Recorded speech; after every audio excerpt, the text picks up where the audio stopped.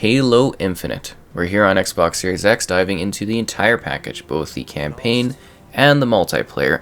I'm a firm believer that the Halo games kind of mark important moments, at least for me, as I've been around to see them all release, and it's been a very long wait for Halo Infinite. It's been 6 long years. There's been a delay. There's been a lot of, anticipation and build towards this latest entry in the franchise. So being on Series X, we get 2 options. We get a 4K 60 and we get a 4K 120. So these are both dynamic resolution scaling, both have HDR support, and there are FOV options in regards to changing how the visuals look around you. So there are other little accessibility tweaks here or there that you can change as well, but those are the key, kind of performance things that you will kind of witness and be able to change whether you're in the campaign or diving into the multiplayer. Those are your set choices. Now let's dive into the campaign first off. This is a very ambitious entry in the Halo series. They're here to realize the full scope of what they were setting up. With the first Halo, Combat Evolved way back 20 years ago, they want a big open world that you can kind of visit and explore. Now it isn't an open world game. They've got one big open hub area that you're free to run around through and explore and do whatever in, but then you go on these like offshoot areas to go and do linear narrative-driven single-player missions, and it is by far the longest Halo campaign. I think even if you're speedrunning this, you're looking at probably a 6 to 10 hour journey working through the content of this one. It is similar to previous Halo titles in regards to what the levels are like, but it's also something that really tries to be, again, a bit more ambitious, and I don't know if it necessarily perfectly hits the mark there. Infinite? Probably not. This is more about a reset of the Halo universe. The story is more intimate. It follows the Master Chief and the weapon, which is basically Cortana 2.0, as you go about, well, she's a little bit more sassy and a little bit more naive, but you go about this installation, Zeta Ring Halo, and you're battling against the Banished. The game opens up with this beautiful sequence where this powerful brute of the Banished forces, which are basically the Covenant, but they've rebranded, they're red instead of like a purpley color. It's a PR thing, right? You don't want to be associated with the Covenant. But anyways, Atriox just decimates the Master Chief, destroys the entire, kind of, I guess you would say, the fleet. The hopes of humanity are just destroyed right off the bat. And it isn't until this random pilot, the pilot, kind of comes in and wakes up the Master Chief that our story begins. It's about hope and the determination to really get things going and to kickstart humanity's effort on this ring. And you are primarily, the entire time through, playing the Master Chief, seeing the Master Chief's perspective, and slowly filling in the gaps as to what exactly happened prior to get the Chief into this situation. And I think that is really interesting. At the same time, I think, it starts out really, really strong, but there are so many kind of like gaps in the narrative. Like the pilot, I never really fully get behind, if that makes sense. Like he's a fold to show off the humanity of the Master Chief, and he's supposed to be such a pivotal character, but yet they don't really dive into him. It's just like brief moments here or there where you kind of get more context into the pilot, and I thought they could have done a lot more with that character, because I thought the concept was interesting for that character, especially as his story kind of unfolds, but it seems like it sort of skips along, and I thought that was kind of interesting, because they really do want this to be about the Chief and the weapon, and then the surrounding characters. Even the villains, you look at like the Harbinger. I don't know who the Harbinger is. I've played through the whole thing. I don't know who this character is. It's the same as like in the previous Halo games where they throw in these random bosses and it's like, I think you're expected to read or something, supplementary material. I have no idea who the Harbinger is. Just this menacing force, and it's like, okay. And then there's this brute leader, which is like Istrium or something along those lines. That is your primary protagonist within the story. They have some fun twists and turns. I won't spoil anything because I want you to jump in fresh and explore what Halo Infinite has to offer. But like story-wise, it's good. It definitely is a good story. It's not necessarily perfect. I wouldn't say it's the best Halo story they've done, but it resets a lot of things. It's actually funny, the hoops they have to jump through to deal with the whole Cortana situation at the end of Halo 5, because that one, it's canon, it feeds into this one directly. And it's just like they make it work, but it's also like, wow, you shouldn't have set this much up to cause this many issues. So that was interesting, because this is, you know, it's kind of abrupt. It doesn't have like a really conclusive, this is the opening to their infinite journey over 10 years, if that's what happens. And I think that's kind of intriguing because, you know, it's standalone, but it's not really sort of conclusive, if that makes sense. And I think that is kind of neat. So we've really dug into the narrative part of this, because I do think the story in Halo games matters a lot. At least it does to me. But there's also a lot more to the campaign than just doing the story. It is, like I mentioned, a semi-open world. Like, it's a big open hub area where you can go and do random things. And I didn't really care about these other things. So you kind of, it's like, attack this outpost, save these Marines. There's no story context here. You're literally just killing a few guys, holding your hand on a switch. And speaking of the switches, this game has so many moments where it's like, you have to clear everyone in the room before you can activate this thing, Master Chief. It's just annoying. Which is funny because they give you this tool, like the grappling hook thing. And you can literally just like swing by whole rooms of enemies like it's nothing.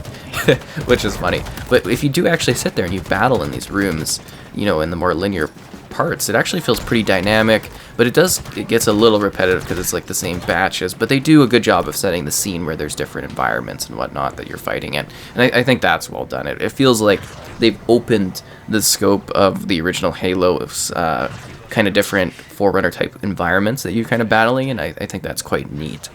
But yeah, going back to what I was saying, the open world hub is a place that it's quite lovely, like visually. It's got the day-night cycle, there's some animals here or there, but it also feels kind of lifeless, and it looks like a painting at times, but there's like one tree that they just copied and pasted. There's no diversity. There's no environmental diversity in this whole experience. You've got a massive ring, and it's literally the same biome, no matter where you're going in it, and I thought that was a little disappointing. Because I love, in Combat Evolved, how you go to these different, like, visually different locations. Even with other Halo games, you go to different visual spots, but in this one, it's the same biome that you're just running through. Again, it looks lovely, but it's just like it's the same sort of thing, and I didn't get really any point to why I'm doing these extra like missions. You can't even call them missions. You're just like unlocking this post, killing this target, and gathering a weapon. You know, there's no mixed off story, there's no real extra story, except if you read the audio logs to figure out what happened to everybody else in the game, which is kind of funny. But, you know, those are collectibles, you don't have to get them, but they tell the story of, like, you know, the rest of the crew and everything like that, so you might want to run around gathering the audio logs, I guess, I don't know. But, you know, it's just kind of like, I really didn't get the point in going out and exploring things. I never really had a desire. Like, actually, the first time I got to that point where it's like, hey, you can freely go and do all this stuff, is like, where do I go to do the story? And I was a bit confused first off that, right off the bat. I was like, huh, okay. And you really only, at least me, I felt I only understood the scope of the actual, you know, landmass, which is huge. It's quite big. After I finished the game and I was looking at it as like a singular map, because you kind of go through different areas doing the different mission stuff if you're just trying to do that. And I was like, oh, that's kind of neat. But again, like, there's no winding off narrative. There's nothing like that. You're just wandering around, saving a few Marines here or there, shooting a target, or unlocking a post. And I really didn't understand the point of it. It feels like busy work. It's like in Far Cry where there's just extra stuff to do. Like, it has a lot of personality in its world, like different things you can find. Little fun collectibles like skulls, or maybe the odd plushie here or there. It's just kind of like, you know, it's a fun thing to see, but at the same time, I can't help but thinking, hey, wow, this would have been so fun to explore in co-op. I would have had a blast playing this with others. So typically for my reviews, I review the game as it is. If it's not launching with, you know, co-op, or it's not launching with a campaign in some cases, I review it as is. But in this situation, they've mentioned that these things are features that are supposed to be part of the game and are coming later.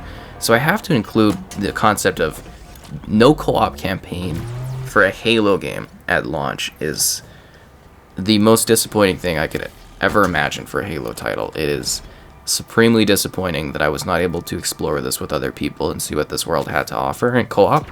And I don't even know if I'm going to care to later, or I don't know. It's just, it's very sad. It's very disheartening, and I can't believe that they would launch without co-op.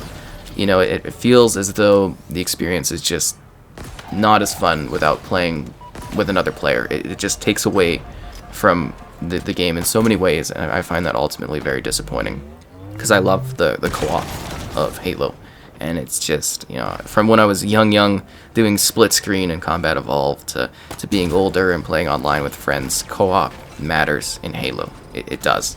And I think that's a huge detriment to this experience. It's still a fine single-player game. It offers a chunky, you know, large-scale, ambitious offering, but at the same time, that is a huge disappointment. I should also mention the performance of the game. So you might have been noticing during footage that there are frame drops. There are. VRR is like kicking in hard, and I still notice them. There definitely is some performance issues.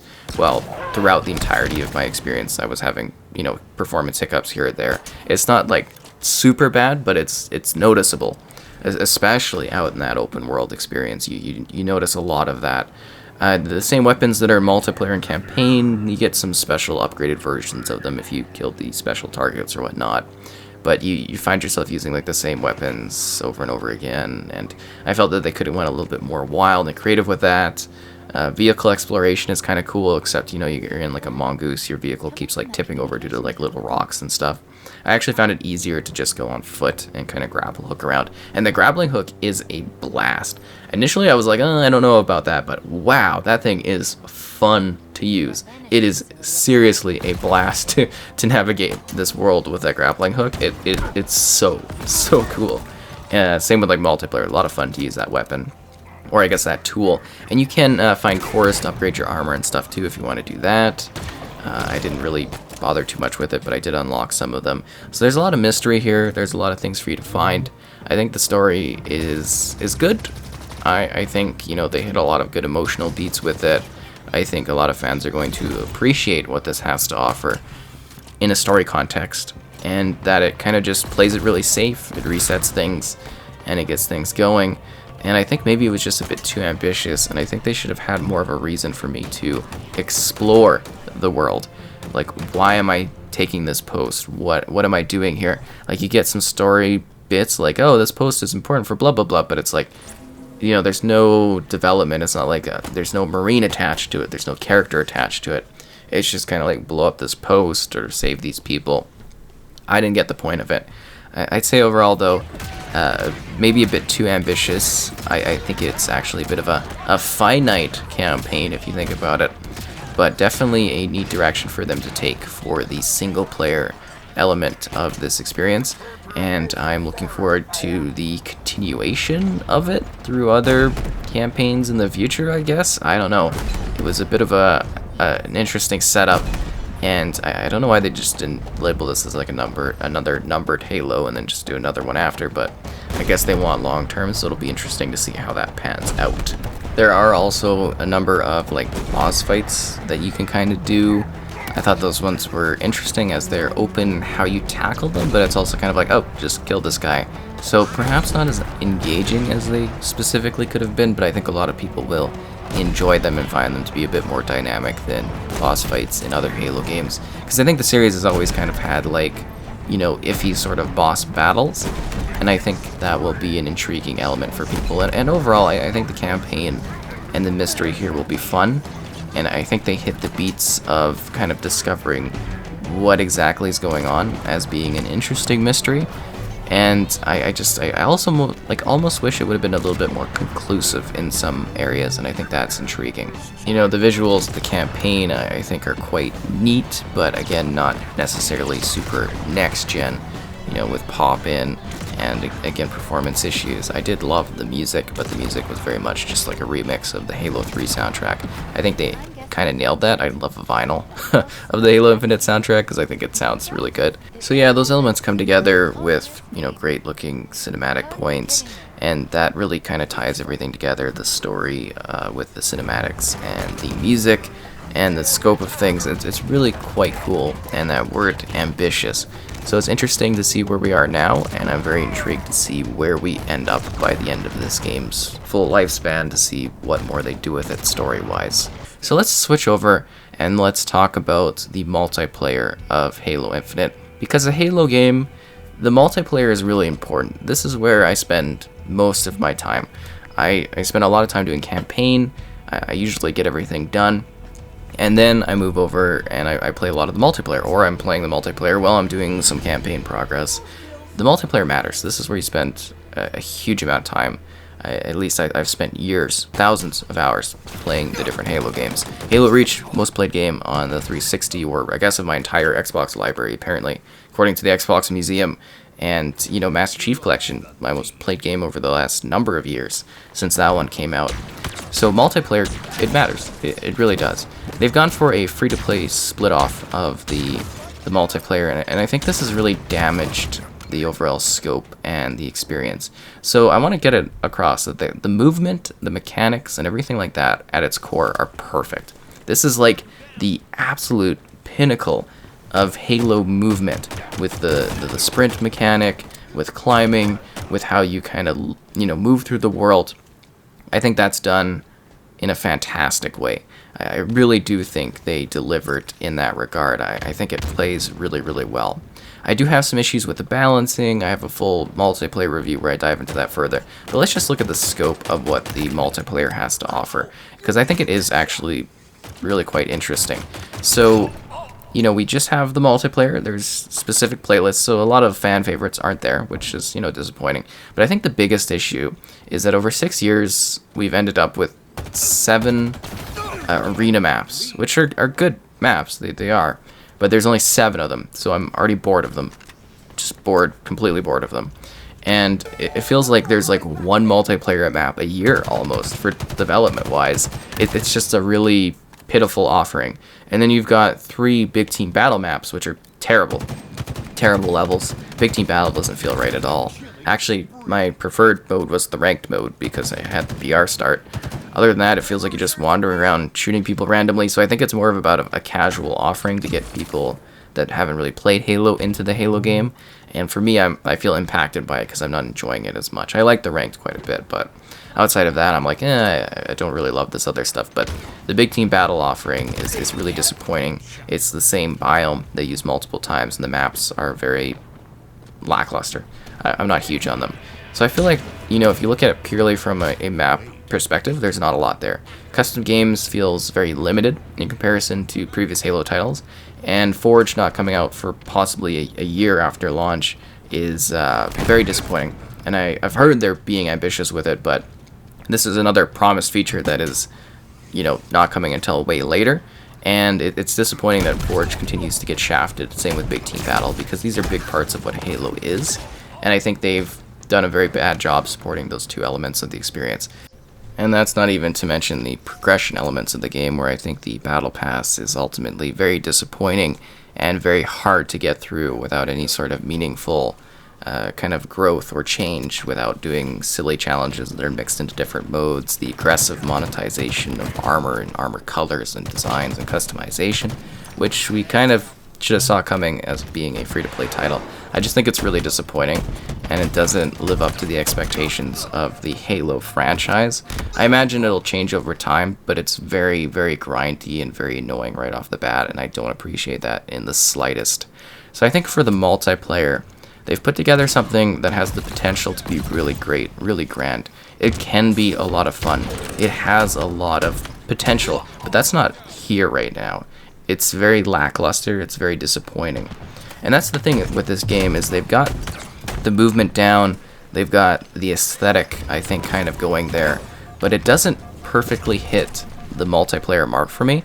And I think ultimately it's a very disappointing experience in regards to how the multiplayer plays, because at times it feels like it could be like the best of Halo, and there's other times where there's these small things like the melee system, or how vehicles are like paper mache and they're random and how they drop, and you know, there's all these small issues for the multiplayer that kind of add up to be like, I'm bored of this, I'm not having a lot of fun with this.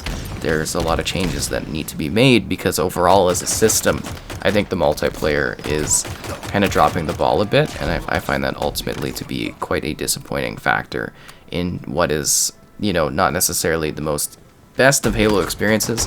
And I wish that the multiplayer had a lot more going for it, because you look at this, it's been a long wait. It's been 6 years, and this is all the multiplayer content they could come out with. It's disappointing. I don't know if they're going to trickle things in over time. That's probably their strategy with it.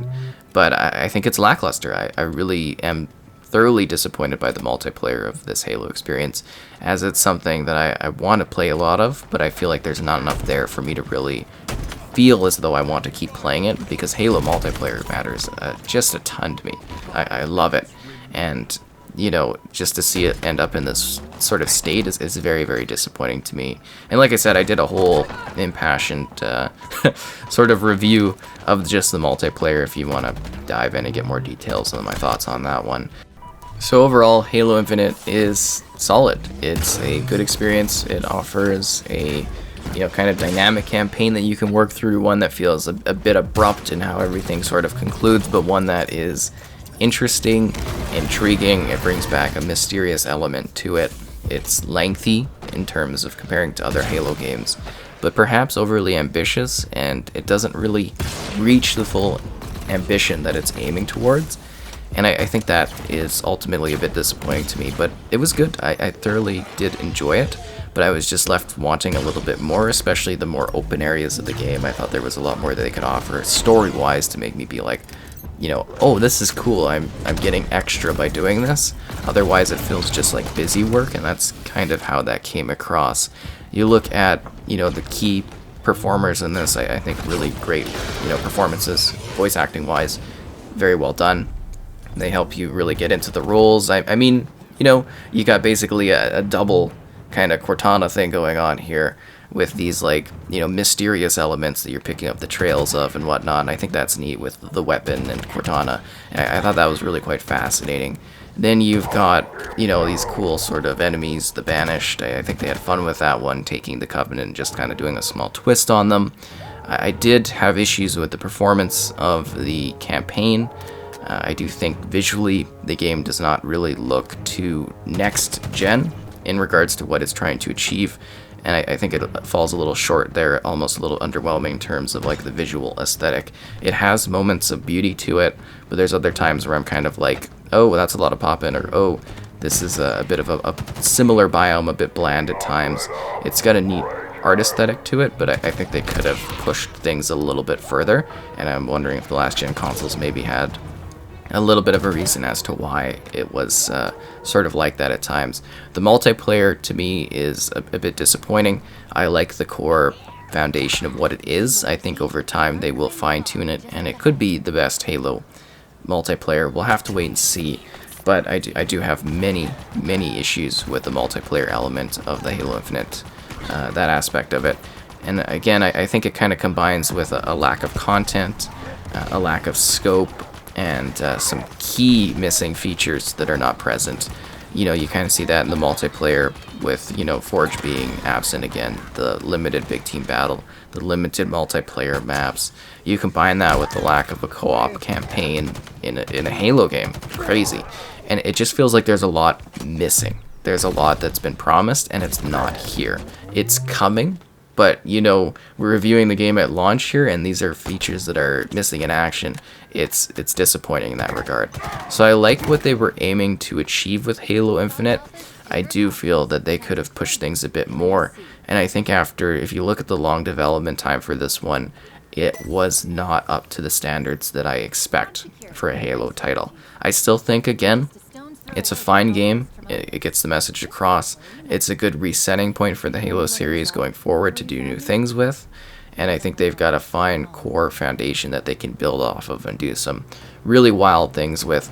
And it's just, it's the story of the Master Chief and his AI assistant going about on a mysterious planet and trying to deal with the threats that arise from that circumstance. And it does bring back that initial joy of exploration and discovery you got with Combat Evolved, but it doesn't necessarily push things in a brand new direction. But I liked it. I did. I enjoyed the campaign. I think you will too as a Halo fan. I think if you're a newcomer to Halo, this is a decent entryway into the universe, and I think it'll make you really ambitious and want to go play MCC, because that's what I always feel like when I'm playing this. I'm like, oh, I want to go play the Master Chief Collection. So I think that's intriguing, and that is the start of our apparent 10-year journey into Halo Infinite. I can't wait to see how everything ends up.